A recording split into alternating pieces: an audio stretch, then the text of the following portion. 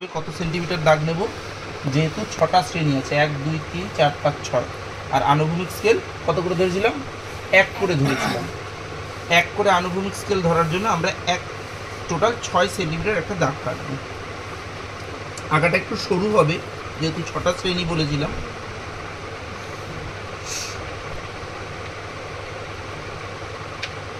এই 6 সেন্টিমিটার, ঠিক আছে। আর উলম্ব পরিসংখ্যান অনুসারে আমাদের হাইয়েস্ট ভ্যালু বেরিয়েছিল হচ্ছে গিয়ে কি 7, ঠিক আছে, মানে 14 বেরিয়েছিল, কিন্তু আমরা স্কেল 2 করে ধরেছিলাম তাই হাইয়েস্ট ভ্যালু 7 হয়েছিল, ঠিক আছে। তাহলে আমরা 7ও নিতে পারি, আর 1 সেমি বাড়িয়েই আমরা নিয়ে নিলাম, 8 করে নিলাম।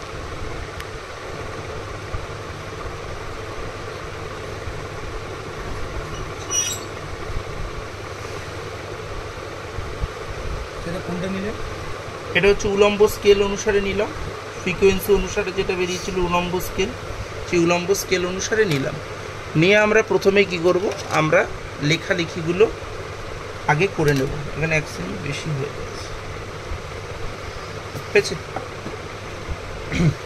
দেখো, উলম্ব ভ্যালু আমাদের 0 থেকে শুরু হয়েছিল, 2 করে স্কেল গেছিল।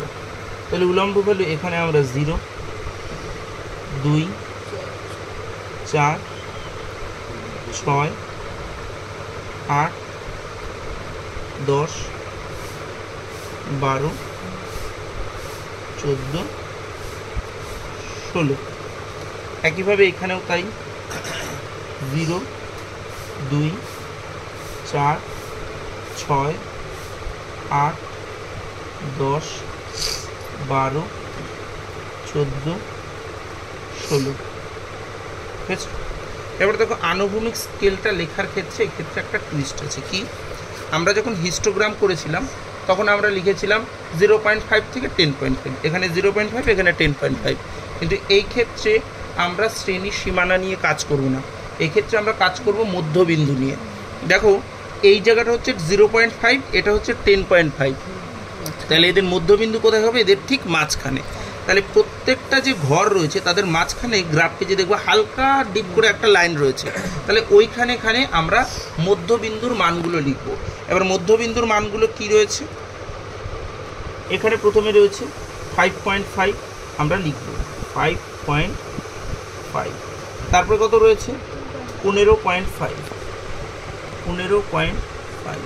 তারপরে 25.5, তারপরে 35.5, তারপরে 45.5, তারপরে 55.5, ঠিক আছে।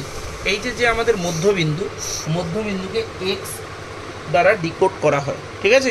ওখানে তোমরা যখন খাতায় করবে ক্যালকুলেশন টেবিলটা, তখন মধ্যবিন্দুর নিচে এক্স লিখে রাখবে, ঠিক আছে। আচ্ছা, এবার দেখো, প্রত্যেকটা ঘরের মধ্যবিন্দু আমি পেয়ে গেছি। এবার মধ্যবিন্দু পেয়ে গেছি, এবার মধ্যবিন্দু অনুসারে পরিসংখ্যা কত, প্রথম ঘরে কত পরিসংখ্যা 2, যাকে স্কেল ধরে উলম্ব স্কেল আমরা যেহেতু 2 সেমি সমান 1 সেমি = 2 স্টুডেন্টস ধরেছিলাম, তার মানে প্রত্যেকটা ভ্যালুকে 2 দিয়ে ভাগ করেছিলাম, ভাগ করে ভ্যালু বেরিয়েছিল কত, 1, ঠিক আছে। তাহলে আমরা প্রথম ঘরে 1 সেন্টিমিটারের মাথায়, ওই যে দেখো মাঝখানটা ধরে 1 সেন্টিমিটারের মাথায় আমরা একটা ছোট্ট একটা বিন্দু দিব, ছোট্ট একটা গোল করে দেবো মাঝখান, অর্থাৎ মধ্যবিন্দু ধরেই কিন্তু এটা হবে। তারপরের ঘরে ফ্রিকোয়েন্সি ছিল 12, কিন্তু স্কেল 2 অনুসারে স্কেল ধরে সেটা হয়ে গেছিলো 6, তাহলে 15.5 যেখানে আছে ওখান থেকে আমরা 6 সেন্টিমিটার উঠবো। 1 2 3 4 5 6, এই 6 সেন্টিমিটার এখানে আমরা একটা ছোট্ট বিন্দু দেব।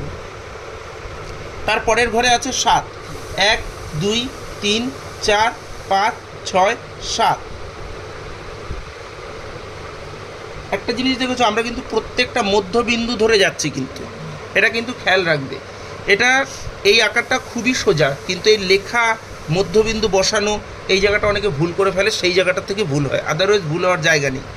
আচ্ছা, পরের ঘরে কি আছে, 6.5, তাই তো, মানে 31 থেকে 40 যেটা ছিল 6.5, 1 2 3 4 5 6.5, এই যে হচ্ছে 6.5।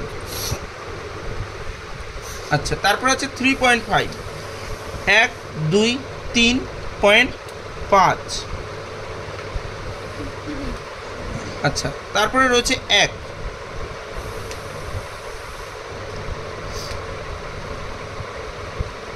আচ্ছা, এবার খুব গুরুত্বপূর্ণ একটা কথা বলবো, শোনো। এই যে আমরা ডায়াগ্রামটা আঁকছি, এই ডায়াগ্রামটার নাম হচ্ছে ফ্রিকোয়েন্সি পলিগন বা পরিসংখ্যা বহুভুজ। পরিসংখ্যা বহুভুজ, চতুর্ভুজ, ত্রিভুজ, তোমরা ছোটবেলায় ত্রিভুজ চতুর্ভুজ এগুলো এঁকেছো। তা ত্রিভুজ চতুর্ভুজ আঁকার নিয়ম কি? স্কেল দিয়ে আঁকেছো সবসময়। হাত দিয়ে যদি আমরা আঁকি সেটাকে ত্রিভুজ বলা যাবে না, স্কেল দিয়ে আঁকতে হয়। সেরকম বহুভুজ যদি বলে দেয় সেক্ষেত্রে আমাদের স্কেল দিয়ে আঁকতে হবে। সিলেবাসে তোমাদের ফ্রিকোয়েন্সি পলিগন রয়েছে, আর ফ্রিকোয়েন্সি পলিগন সবসময় আমরা স্কেল দিয়ে টানবো। এবার অনেক ক্ষেত্রে অনেক স্কুলে বলে দেয় যে হাত দিয়ে টানো। আমরা যদি এটাকে হাত দিয়ে টানি তাহলে কিন্তু সেটা পলিগন থাকবে না, সেটা হয়ে যাবে ফ্রিকোয়েন্সি কার্ভ। কিন্তু ফ্রিকোয়েন্সি কার্ভ তোমাদের সিলেবাসে নেই, তোমাদের সিলেবাসে ফ্রিকোয়েন্সি পলিগন আছে। তাই সবসময় মনে করবে এই বিন্দুগুলোকে কিন্তু স্কেল দিয়ে জুড়তে হবে। কি বললাম বোঝা গেছে? অলওয়েজ স্কেল দিয়ে জুড়বে। তো স্কেল দিয়ে এবার আমরা কি করব, পরপর বিন্দুগুলোকে জুড়বে। এক্ষেত্রে খেয়াল রাখবে পরপর জুড়বে, অনেক সময় ভুল হয়ে যায়, এটার সাথে একটা বাদ দিয়ে আর একটাকে জুড়ে দেয় অনেক সময়। তাই আগে দেখে নেবে, তারপর স্কেল দিয়ে সেগুলোকে জুড়বে। তাহলে দেখো, প্রথম ঘরের বিন্দু এখানে, দ্বিতীয় ঘরের বিন্দু এখানে। তাহলে প্রথম ঘরের বিন্দুর সাথে দ্বিতীয় ঘরের বিন্দুকে আমরা এইভাবে জুড়ব। এই দেখো, আমারই ভুল হয়ে যাচ্ছিল।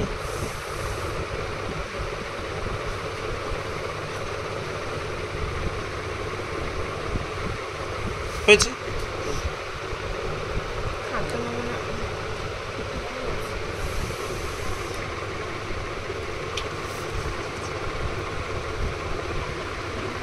কথা বলবি না কেউ, একটু ধর।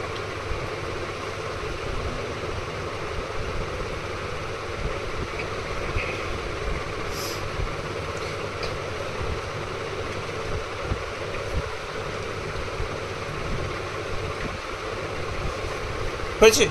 আচ্ছা, এবার দেখো, খুব গুরুত্বপূর্ণ কথা, সব থেকে গুরুত্বপূর্ণ কথা এই ডায়াগ্রামটার ক্ষেত্রে। অনেক ক্ষেত্রে অনেকে বলে যে এইটাকেই 0 পর্যন্ত জুড়ে দাও আর এইটাকেই লাস্ট পর্যন্ত জুড়ে দাও। এবার দেখো, এই ফ্রিকোয়েন্সি পলিগনের আমরা এত দূর পর্যন্ত যা করেছি সব তথ্য অনুসারে, অর্থাৎ টেবিল অনুসারে করেছি। এবার আমি এটাকে 0 পর্যন্ত কেন জুড়ব? প্রথম কথা হচ্ছে, ফ্রিকোয়েন্সি পলিগন সবসময় মধ্যমান হিসাবে জোরে। এক্ষেত্রে যদি আমি এখানে জুড়ি তাহলে এটা তো মধ্যমান না, এটা তো শ্রেণীর সীমানা। তাহলে কেউ যদি এটাকে এখানে জুড়ে দেয়, অনেক বইতে করা থাকে, অনেক স্কুলের থেকে বলে দেয় এখানে জুড়ে দাও, তার মানে মনে করবে সেটা ভুল। কিন্তু এবার বিষয়টা হচ্ছে, আমাদের স্কুল যেভাবে বলে সেভাবে অনেক সময় করে দিতে হয়, তার জন্য স্কুলে যেটা বলবে সেটা করতে। আবার অনেক স্কুলে কি বলে, এই যে আমাদের জিরোর এই পাশে আর একটা মধ্যবিন্দু নিয়ে এখান থেকে এই পর্যন্ত জুড়ে দিতে। আমার মতে এটাও ভুল, আমার মতে এটাও ভুল। কেন ভুল আমি বলছি, দেখো, যে এই ক্ষেত্রেই দেখো যে আমাদের এক্স অ্যাক্সিসে কী দেখাচ্ছিল, নাম্বার দেখাচ্ছিল।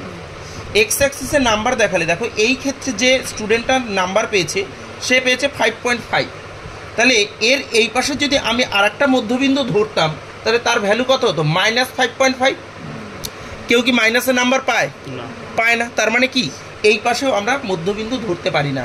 অ্যাকচুয়ালি ফ্রিকোয়েন্সি পলিগনটা এরকম একটা মাকড়সার জালের মতো ঝুলে থাকবে, এটা হচ্ছে সঠিক, এটাই সঠিক।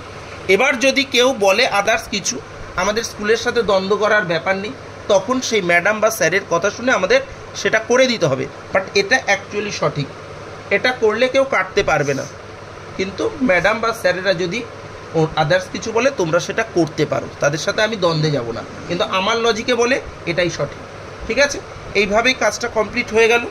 এবার ভিডিওটা একটু পজ কর। আচ্ছা দেখো, ফ্রিকোয়েন্সি পলিগনের কাজটা আমাদের এইভাবে কমপ্লিট হলো। ওপরে হেডিং হবে ফ্রিকোয়েন্সি পলিগন, আর এদিকে লেখাগুলো আমরা আগেই দেখিয়েছি। স্কেল লিখে দিতে হবে, হরাইজন্টাল স্কেল বা আনুভূমিক স্কেল। আনুভূমিক স্কেলে আমরা দেখিয়েছি 1 সেমিতে 10 নাম্বার করে, আর উলম্ব স্কেলে 1 সেমিতে আমরা 2 জন করে স্টুডেন্ট দেখিয়েছি। এই হচ্ছে টোটাল কাজটা। এই কাজে আমাদের এই কাজে আমাদের রং করার কোনো ব্যাপার নেই। এবার অনেক সময় অনেকে ওই যে যদি জুড়ে দিতে বলে তো সেক্ষেত্রে অনেকে রং করতে পারে, বাট আদারওয়াইজ স্ট্যাটিস্টিক্সের এই কাজে কোনো রং করার ব্যাপার নেই। তাই এই হচ্ছে টোটাল কাজ। ফ্রিকোয়েন্সি, পলিগন, প্রত্যেকটা জায়গা লিখতে হবে। হেডিংয়ের ওপর নাম্বার আছে, স্কেলের ওপর নাম্বার আছে। আর একটা জিনিস, ফ্রিকোয়েন্সি, পলিগন এইভাবে হেডিং করে এর নিচে অনেক সময় একটা লেখা লিখিয়ে দেওয়া যায়। ওটা লিখলে তো ভালোই হয়, না লিখলেও সমস্যা নেই, যেহেতু আমাদের ক্যালকুলেশন টেবিলের সমস্তটা লেখা থাকে। ফ্রিকোয়েন্সি, পলিগনের নিচে আমরা লিখে দিতে পারি। যেরকম এক্ষেত্রে আমরা কি দেখিয়েছি, দুটো বিষয়কে দেখিয়েছি। একটা হচ্ছে একটা স্কুলে 50 জন, একটা স্কুলের 50 জন ছাত্রের প্রাপ্ত নাম্বার দেখিয়েছি। অর্থাৎ এক্স অ্যাক্সিসে আমরা দেখিয়েছি হচ্ছে প্রাপ্ত নাম্বার এবং ওয়াই অ্যাক্সিসে ছাত্র সংখ্যা। এর নিচে আমরা লিখে দিতে পারি 50 জন ছাত্রের প্রাপ্ত নাম্বারের ভিত্তিতে ফ্রিকোয়েন্সি, পলিগনটি অঙ্কন করা হলো। এটা আমরা লিখে দিতে পারি, না লিখলে যে একেবারে ভুল তা কিন্তু নয়। এই হচ্ছে টোটাল কাজটা, ভালো করে দেখে নাও। অফকোর্স